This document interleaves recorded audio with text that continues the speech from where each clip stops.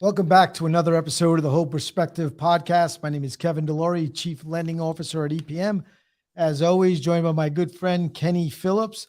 Today, we are very lucky to have an amazing guest. First, before Kenny does the introduction, I want to thank him. It is 1:30 in Australia, and he took the time to join us. Thank you. Yeah, no problem at all. Let's get started. He is the CEO at Pragmatic Thinking, a behavior and motivation strategy company. For over 2 decades, Rohan has developed leaders, cultures, and tribes that work at deep levels of connection and strong levels of execution.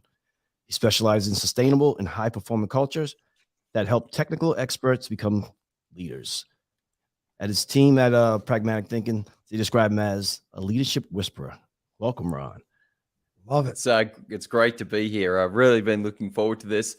Despite it being in the middle of the night, we've made it work. It's no problem at all. Well, one of the reasons, I was on LinkedIn, I was watching Rowan's post, and he spoke to me a lot with culture and leadership. And that's something we're really big on. And we talk about mindset with leaders, but culture is a big thing for me. I think in order to have a successful company, you have to have a successful culture. So I wanted to ask you a question that to me really defines that. And that is, how would you describe the dance between leadership and culture? And how is something like that perfected in the corporate world?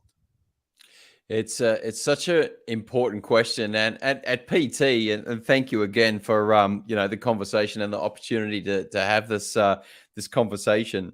We talk about culture being the most talked about and sometimes the least understood topic in the business world, because we like to describe it in almost terms that are too simple. So we say it's how we do things around here, or it's this collection of behaviors, and yet culture's so much more than that when it comes to understanding the human. If you think about it, yes, it is behaviors. Yes, we've got to work out what they are together. Yes, we've got to protect them. Yes, we've got to revisit them. We've got to do all of those things when it comes to cultures. But at a much deeper level, culture and leadership are connected by our beliefs. They're connected by what we believe about people. They're connected by what we believe about each other. They're connected by what we believe about the way the business should work. And one of the things I've been incredibly encouraged by your team and the commitment that you make is in preparing for this conversation, I looked at the commitment that you're making to your people and the commitment that you're making to your team. And I can see the energy that you've got to that. And it's so, so important. And a leader's job is to gather the people to work out what that culture needs to be to get the job done at a high level. And that's an incredible privilege when you think about it, I reckon. That leads me to the next question. And that's, I'm very passionate about my people. I'm very concerned of what their vision of success is, not just my own. Last week, I might have mentioned on the show, I sent out an email to every person that reports up to me. And I thought that it really meant a lot to me to be able to help them achieve their definition of success. But, emotion runs through us, especially in the workplace. Why do you think people confuse emotion for passion? Yeah, wow. I think there's a lot of self-reflection there. I think there's an important sense of understanding who we are when we turn up to work. I think passion is something that I direct towards what I'm trying to achieve, whereas emotion is probably something I feel inside me when it comes to either the experience that I'm having around my values, the experience that I'm having around my priorities, the experience that I might be having around my people. And I would also say neither are particularly wrong, but it's how they work themselves out and how they apply in the teamwork that we've got to achieve, and also the work that we're trying to get done. And I think that's a really important part of leadership. I think the idea of regulation or self-regulation and state management is a really important part of leadership as well. Who are we when we turn up to work? Who are we when we turn up to our team? I think it's really, really important. Great answer. Great answer. You talk about, actually talk about the research of Gartner and the human-centric leadership. you talk about the priorities of that? It really resonates with us here at EPM and, a lot of leaders across the nation. I think those priorities are so important. If you can discuss those a little bit.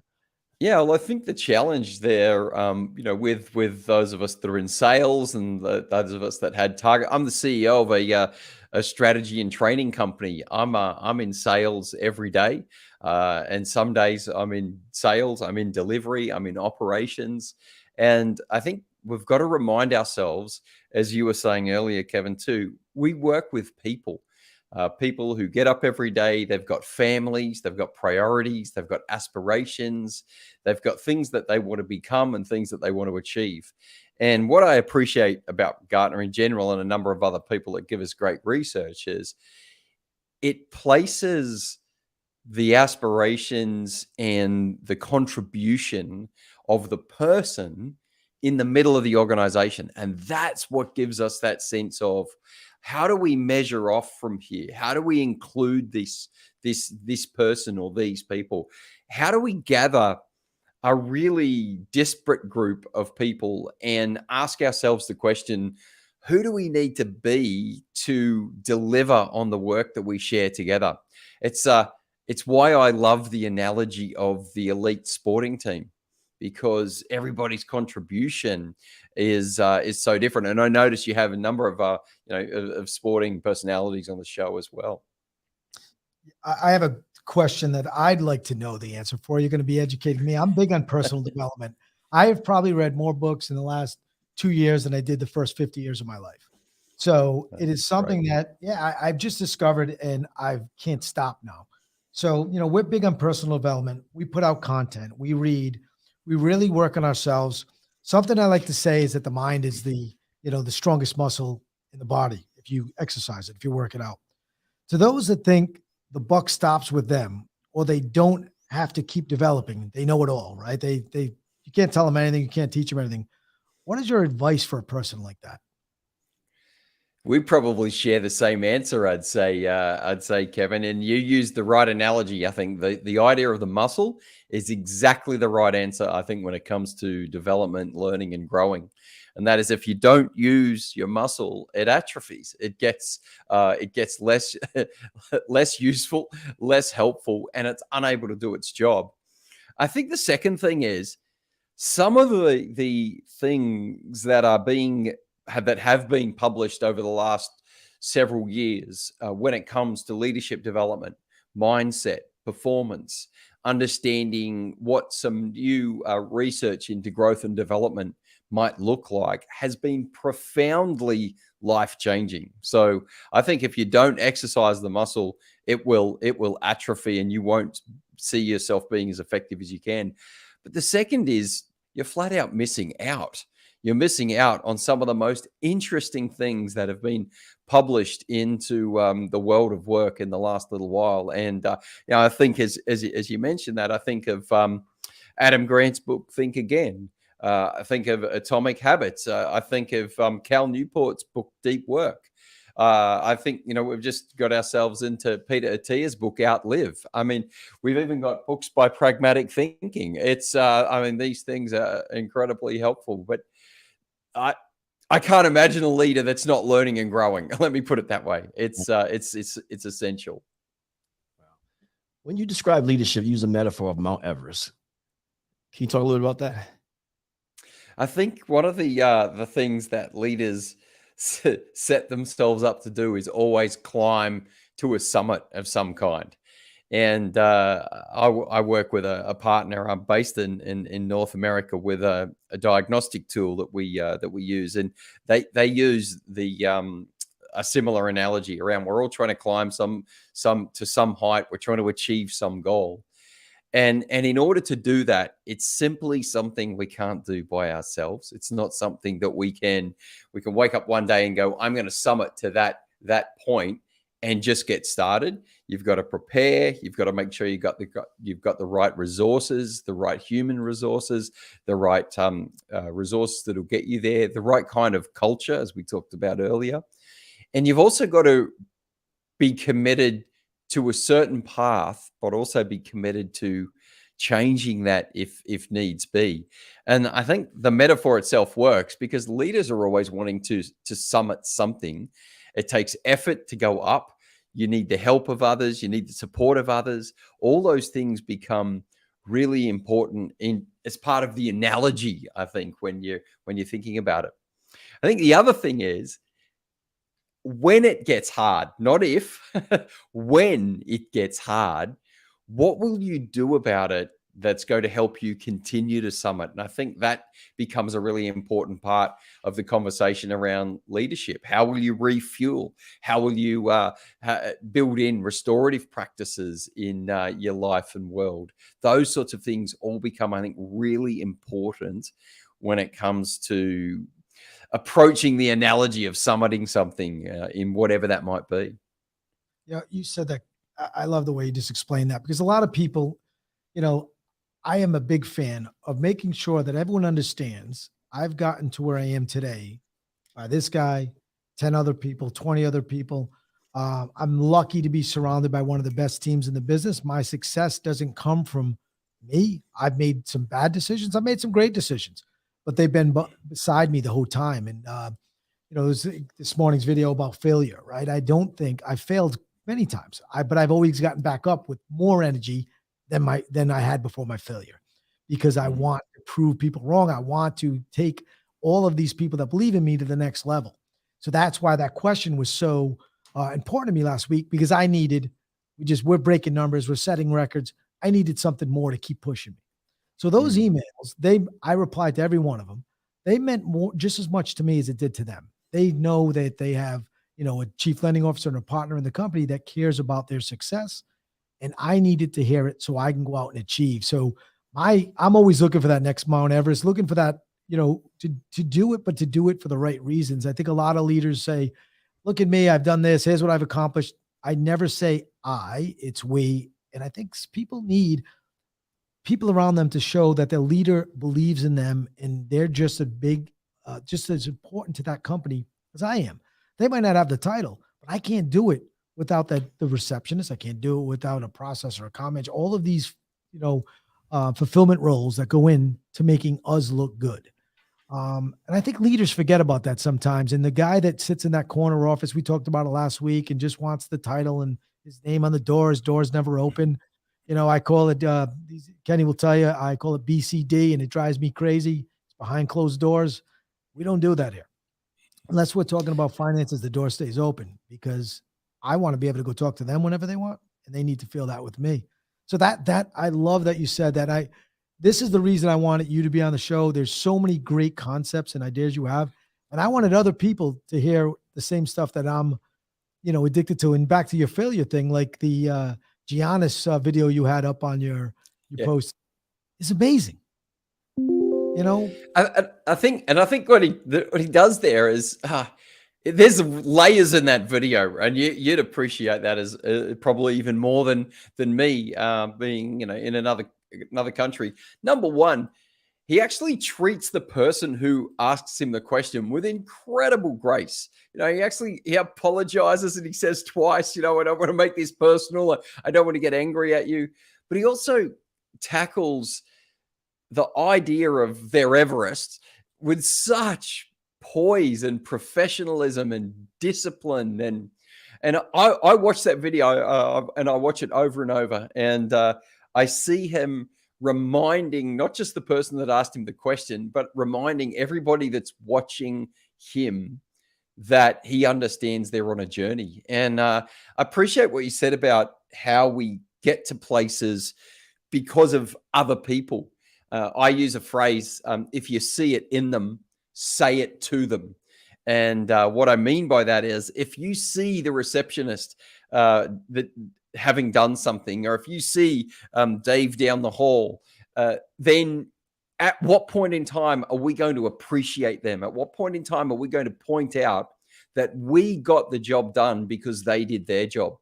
And I think that is a really important part of business and a really important part of leadership. And in my country, I don't think we do enough work on telling people what they did that was great, and telling people what their contribution was that made a difference. I think my North American friends are significantly better at that than we are, and it's really important. And it reminds us that we didn't get here because we're essentially a lone superstar, but we've got a lot of support and help along the way. I couldn't agree more.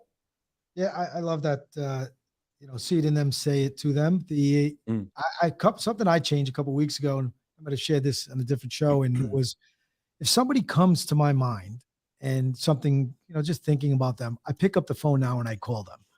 So what happened to one of the sales folks that work in this office, one of the account executives, was just driving down the street and a motorcycle went by, and he has a motorcycle. So I gave him a call and I wanted to say, I was just thinking of you. He's like, what are you calling me for? What do you need? I said, I don't need anything. I just wanted to let you know I was thinking of you. Congratulations on your best month ever.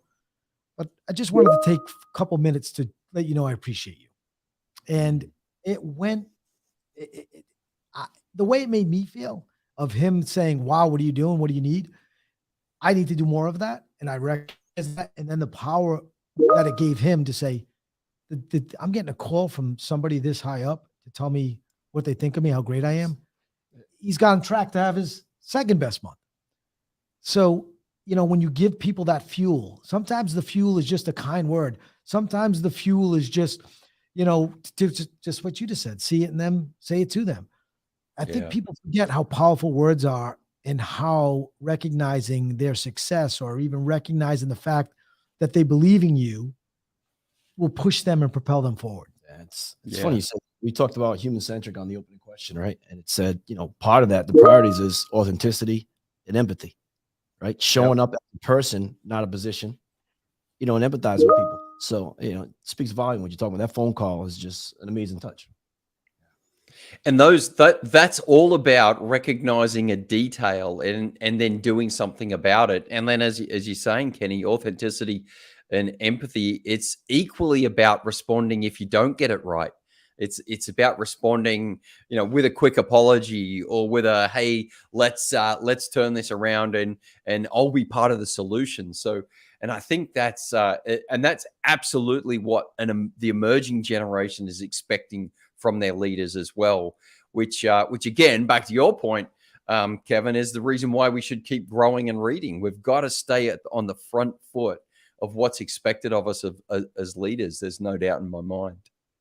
So in your experience, coaching and training leadership, what do you think the single biggest mistake that leaders make or that could cause their demise or downfall?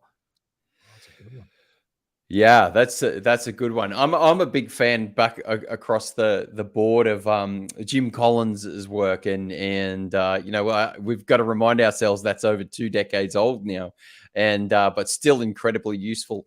And I really love how he introduces the kind of old school word hubris, and this idea of pride, or the idea of the fact that we can either get to where we need to get to or become who we need to become on our own.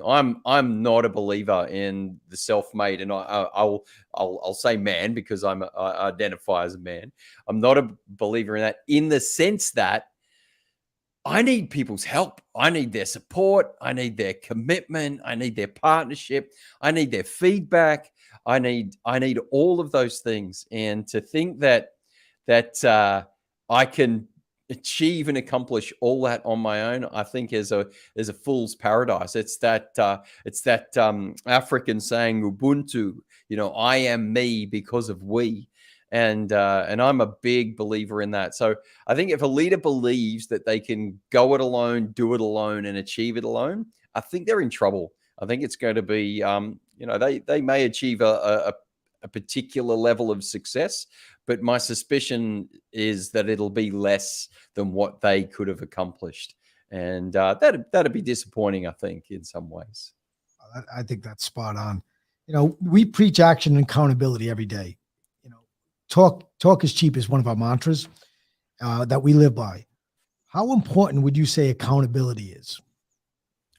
I think accountability is similar to culture. In fact, it is the middle of the night here. So our Friday And I tell all my North American friends, by the way, everything's going to be fine. We're already into Saturday. It's going to be great. You're already going to have a great weekend. But literally Friday morning here in my country, I took an executive group through what accountability looked like and how to do it, because I think we misunderstand accountability as a thing we do at a time when things don't go well. And I actually think it's more nuanced than that, and it's about everybody committing to each other to stay on course. And again, if I use the analogy of elite sports, can you plan out every detail of the game? No. Can you plan out every play, how everybody's going to respond? No. You just have to be prepared to respond with the best commitment that you can make at that time, and be accountable to your part in that team. So I think the first mistake we make is we make it too big. And if we make accountability small, we're continually adjusting ourselves, going, am I on track? Am I headed at the target? Am I moving in the direction that I need to move? And if we bring that down to sort of much more micro behaviors, we're more likely to enjoy being brought back on track, a little bit like steering your car on the freeway. And that's the way I like to see accountability put in place, and see accountability built into the rhythm of a team, constantly giving feedback and asking each other how we can improve. That is so great, because this morning I had a conversation similar to what we're having now. I had I thought something was happening in another part of the company, and I wasn't sure, because they've maybe been a little bit of it's been siloed. And I went over there and I had a conversation, and it was that simple. It was communication. By the time we were done, I was more empathetic towards this person, wanting to help this person more, but I didn't know the story. And I think a lot of times, leadership, we don't do a very good job of communicating. And Kenny and I had this conversation yesterday. We have a conversation. All the executives are having a conversation, but we making sure it gets down to, we do our business a little different. We think we're in the basement, they're at the top floor. We're down where all the magic happens, where the furnace is, and we're keeping that house warm and cozy. And, sometimes we have this concept of how we're going to create Phil. Absolutely. Accountability equals team equals culture. We have this, if Kenny knows, everyone must know, or if this person knows, everyone must know. And I do these calls. Our CEO used to do them, and he's passed them on to me, and we call it Unified Through Collaboration, where I get on with a group of line level and find out what's going on and what they need. And they were stressed because we're busy. We're actually bucking the trend in our industry here in the US of we are just continuously growing. That's great news. And I believe it's because of the culture. But we're continuing to grow, and all these things are happening, and they don't feel like, well, what are we doing to help them in their day to day? Well, we've already been working on a plan. We've already implemented the plan. We're rolling it out. But why didn't the mistake I made, and I take accountability, it's me. At the end of the day, I should have told Kenny, Kenny should have told Keith, and we should have went down the line. I didn't do a very good job communicating with them of what I was doing to get them more help.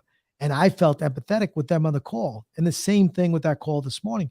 We have to have communication. We have to be open-minded. And I think sometimes leaders think it's my decision, I do it my way, and they want it, and that's the way to lead. But they'll never have the retention like we have. We have people that have been with us for 20 years, because at the end of the day, I listen and I learn. And what you talked about earlier is, it isn't even about just the books. I had to learn something that I should have known 10 years ago, but it just became business as usual, and I forgot to do it. Shame on me. I won't do that again, probably for another 2 years. Not to say I'm perfect. In 2.5 years, you might call me and I'm like, oh, geez, I'm back to doing the old way of just not communicating well. So I think people forget how important do you, when you're coaching, leaders or companies, is direct communication, open, honest, being empathetic. Well, I think you just hit on it right there in your in the conversation you were just having, and you used the word listening, and I think that's a critical piece, especially when you can get further and further away from the line of delivery in leadership. And we've got to have a way of being able to communicate, listen, and also understand or reflect back what it is that we're hearing. And I think a leader is a meaning maker. We've got to be constantly feeding back to our people. What is it that we're hearing? Is this the correct understanding? And these are the kinds of things that we need to be doing differently.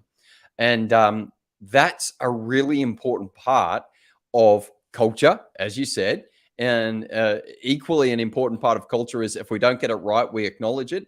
And then we actually demonstrate that we're doing something different to change it.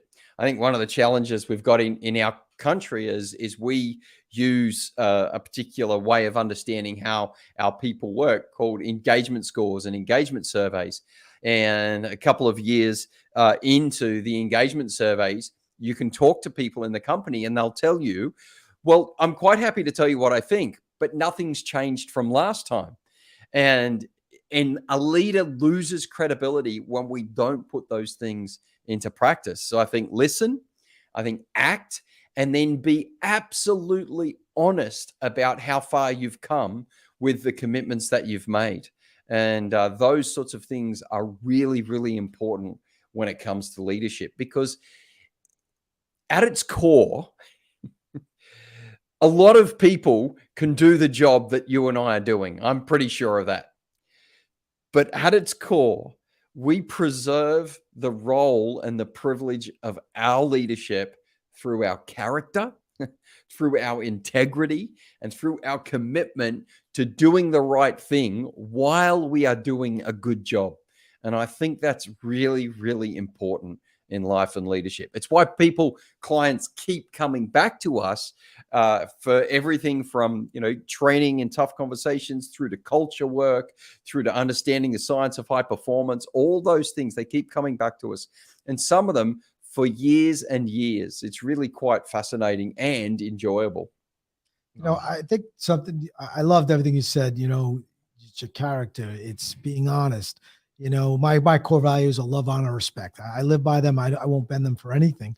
But the other thing I learned, and this is for any young leader, and I think Kenny will agree to this, I think sometimes as a leader, you want to look like you can do no wrong, or they want to look up to you and you don't make mistakes.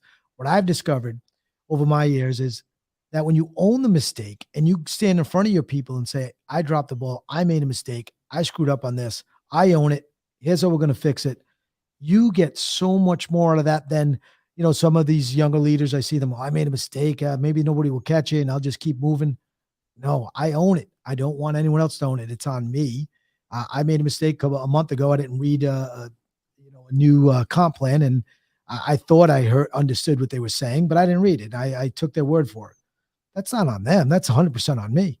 And I went back to that person and said, I'm sorry, I made the mistake. And I'll talk to all your people as well that I made the mistake.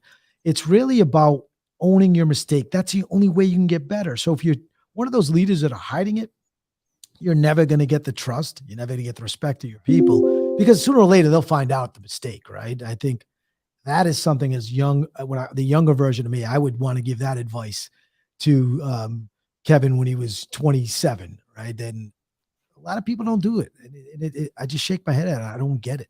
Not being perfect, right? Not being perfect, being authentic is being relatable, right? And that's part of the culture. So I think the idea of owning it. Sorry, Kenny, I didn't mean to jump in there, but just the whole idea of owning it and then committing to improve.